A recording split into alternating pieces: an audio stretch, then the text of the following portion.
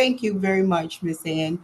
I am so excited to be here to talk about uh, health and long-term care. As you heard my bio, I started a nonprofit organization with that in mind. My mindset at the time was we don't have enough information in our community, one about finances, and the other about how to take care of ourselves as we get older. As a physical therapist, I specialize in uh, neural problems, neurological problems like strokes and head traumas and those kind of things. So um, I was really excited about that. And my goal after that was to make sure that our communities were healthy. I even started a running team with my church where we would meet early in the morning and just run the dike and get out into the fresh air. But it took me a minute to get there. I had to really sit down and chart out my goals as far as what it is I wanted to do in the community. And of course, through my church. I was used to running in the military and getting up early, and you really have to have your mind ready to get on with the day's work. And part of that work started with exercise. In that, you know your body. You know what you can do. You have to set your mind as to what you want to do, what you want to accomplish, starting with your physique. What do you want your physique to look like? And before you do anything, you need to check with your doctor.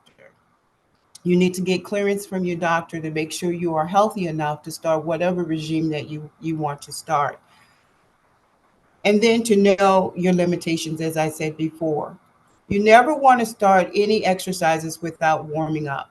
You want to stretch, you want to um, make sure that you have clothing that fits loosely. You don't really want tight, restricting clothing to when you're starting your exercise program, and only work within a pain-free range. The old adage, no pain no gain, is not is not a rule to live by. So we want to make sure that we are taking it in increments, step by step, um, as you as you progress in your program. Make sure you have someone there who can coach you if you need a coach, or a exercise program where you start with clearing your mind, getting your cardio where it needs to be, doing the little brisk walk uh, at your leisure. Do a brisk walk to get your heart rate up, and then start into maybe some strengthening exercises.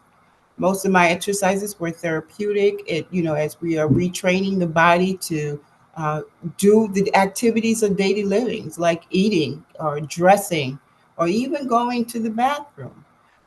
Those activities need to have a certain level of strength, and sometimes it just takes a little bit more time than others. So if you're not progressing as fast as you would like to progress, don't panic, because you can always um, recalibrate yourself. I would say take time to rest, take time to be hydrated, and make sure you have a nice healthy diet on board.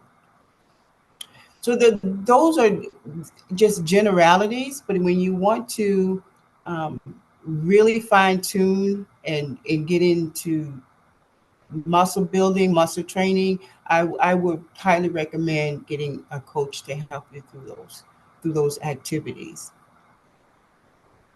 So if your goals, setting your goals, setting your goals is, make sure they're smart goals, they're sensible, they're measurable. You have the results that you are looking to get from them, and give yourself a time frame to to reach that goal. And if you don't reach that goal at that time set, don't panic. You can always go back to the drawing plan and make sure that you um, reevaluate how you plan to get there. So my experience was in the hospital mainly, and eventually I transitioned into a nursing home. So therapy is not that much different, but the atmosphere is. Some people are there for a short period of times to recuperate from these injuries, life-threatening injuries, or physically injuries that limit our ability to do the activities of daily living that I mentioned before. But then some people are there for long term. And when it comes to our health, we don't want to be in a position where we have to depend on other people to, and let me rephrase that, because we do have to, that's the whole reason why we go, we it's necessary to have long-term care because you need the help to do that. But in that situation, you can have a plan in place as to who is going to give you that care as far as our health is concerned. If you can't do your laundry or you can't make a meal for yourself, and I don't want you to think about long-term care as we transition here as a place or or destination. It's an event. It's something that you plan for in the event that you need long-term care. And most statistics out there that says over 70% of us ages 65 or older, or 55 or older, are going to need long-term care. But only 8% of the people 55 and older have long-term care. Most people underestimate how much you need for long term care, how much you will need in the future for long term care. And at the same time, they underestimate how much it will cost. Think about long term care as a place, an event. Yes, the traditional idea is that we are going to go to a nursing home. That's not always necessarily the case. You can have your long term care at home. You can have someone come in and take care of you on a daily basis, or you can have someone with you around the clock. It depends on the plan that you have put in place. And that's the same thing with a plan where you're trying to maintain your health and stay healthy when you're working out an exercise program. So when you're working out the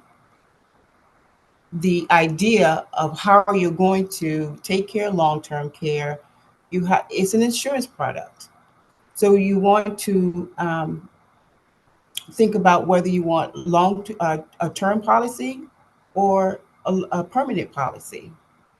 A lot of times, in a lot of situations, you can add the extra cost of a rider to your permanent policy to take care of your long-term care.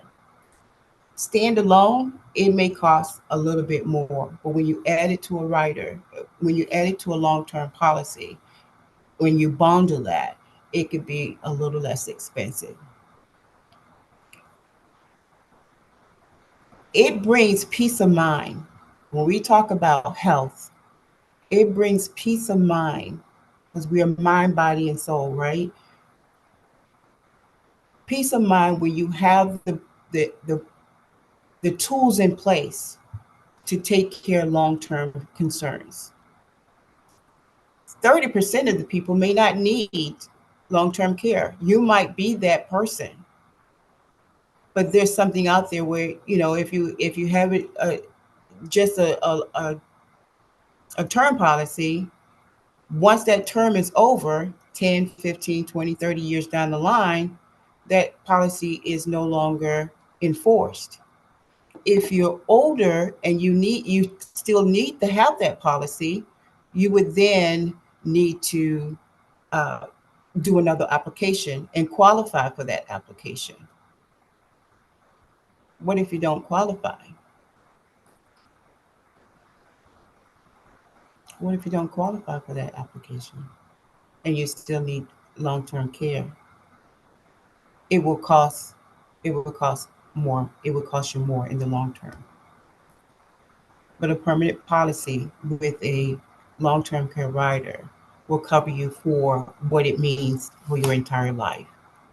And that's the peace of mind that you get when you have that kind of plan in place for your long term care needs.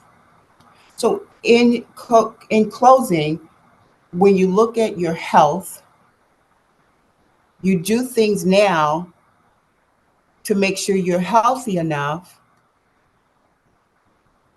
until whenever. When it comes to putting a policy or a plan in place, you put one in place that would take you for your entire life. And the first step to any of these decisions is to get with a health professional, a health coach, see your doctor before you start any exercises. And then when you're going into a financial plan, make sure you get with someone who has the specialized knowledge for your health needs. So I thank you again for the opportunity to present and to speak here. Uh, Ms. Ann, I thank you. And if you have any questions, um, I can put my email in the chat, because I did have uh, a couple of slides I wanted to share, but I won't share them now. But I give you the opportunity to make arrangements to get your questions answered.